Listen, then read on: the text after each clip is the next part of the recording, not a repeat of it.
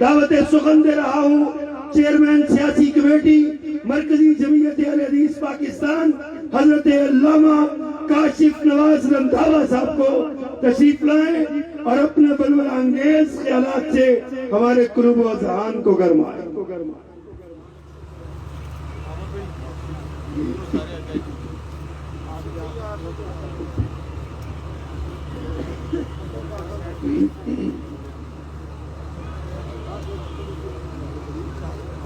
نحمده ونصلي على رسوله الكريم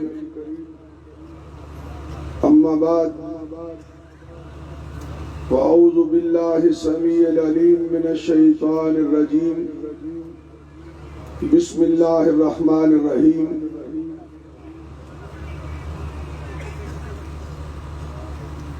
ان الدين عند الله الاسلام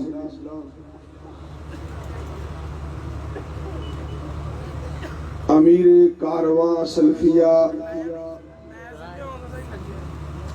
پروفیسر ساجد میر صاحب اور حضرت ناظم اعلیٰ حافظ عبدالکریم صاحب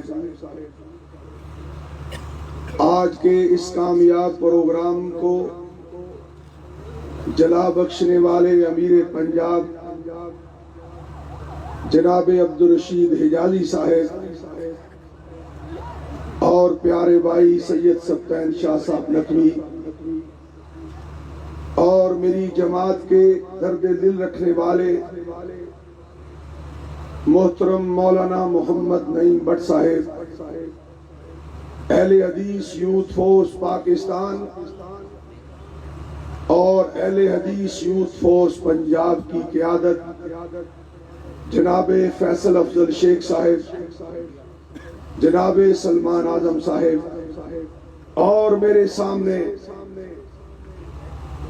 پنڈال میں قرآن و سنت کے پرچم کو بلند رکھنے کا عزم لے کر مرکزی جمعیت اہل حدیث کے وہ افراد جو رات کے اس پہر بھی چمک رہے ہیں اور دمک رہے ہیں، میں سب کو اپنی طرف سے سلام عقیدت پیش کرتا ہوں۔ میں آپ حضرات کے اور آپ کی قیادت کے درمیان زیادہ دیر حائل نہیں رہنا چاہتا۔ میں اسٹیج پہ سوچ رہا تھا کہ آج مرکزی جمعیت اہل حدیث پنجاب نے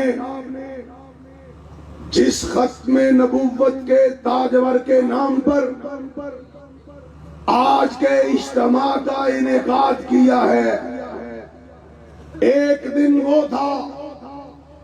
جب یہ تاجور مدینہ سے نکلا تھا اور ساری کائنات کے کفر سے ٹکرانے کے لیے نکلا تھا۔ اہل حدیثوں، اپنی تاریخ کو پڑھا کرو، اپنے اسلاف کی روایات کو دہرایا کرو، اس لیے کہ اس کائنات میں ایک ہی گروہ ہے، ایک ہی جماعت ہے، ایک ہی آواز ہے جو یا رب کے قرآن کی بات کرتے ہیں یا محمد کے فرمان کی بات کرتے ہیں صلی اللہ علیہ وسلم۔ میں کہنا چاہتا ہوں کہ وہ مدینے کا تاجور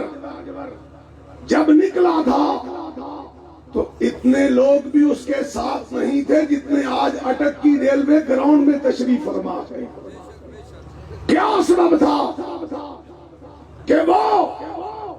ان چند لوگوں کو ساتھ لے کر جب نکلا تھا تو کفر کے ایمانوں میں زلزلہ آیا تھا اور اس نے بڑے بڑے کفر کے سورماؤں کو وہاں ثابت کیا تھا کہ میں اپنی طرف سے نہیں نکلا، میں عرش والے کی طرف سے نکلا۔ آج میں صرف آپ کو یہ پیغام دینا چاہتا ہوں کہ آؤ تیری میری تاریخ بھی اسی کے ساتھ ملتی ہے. تو اور میں اس کائنات میں اور اس ملک پاکستان میں وہ آواز ہے کہ جس نے اٹک کی ریلوے گراؤنڈ میں بھی ختم نبوت کے جھنڈوں کو گاڑنا ہے، راول پنڈی میں بھی ختم نبوت کے جھنڈوں کو لہرانا ہے، اسلام آباد میں بھی ختم نبوت کے جھنڈوں کو لہرانا ہے، لاہور میں بھی ختم نبوت کے جھنڈوں کو لہرانا ہے. اور سبب یہ ہے کہ دنیا میں یہی جماعت ہے،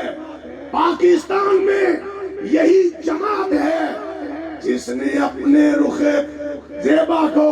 جس نے اپنی نگاہوں کو آقا کے رخ زیبا سے ہٹانا گوارا نہیں کیا ہے. بڑے آئے، کوئی سہارنپور کی طرف چلا، کوئی دیوبند کی طرف چلا، کوئی بریلی کی طرف چلا، کوئی بغداد کی طرف چلا.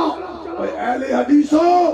یزدانی شہید کے الفاظ کہ تمہیں اہل حدیث ہونا مبارک ہو. اتنی صدیاں بیت گئی، آج بھی تم چلے یا رب کے قرآن کی طرف چلے یا محمد کے فرمان کی طرف چلے ہو. اور آخر میں جو بات کہنا چاہتا ہوں کہ ختم نبوت کے صحیح محافظ تم ہو، قرآن و سنت کے وارث تم ہو، اسلام کی بالادستی کی ذمہ داری تم پہ ہے.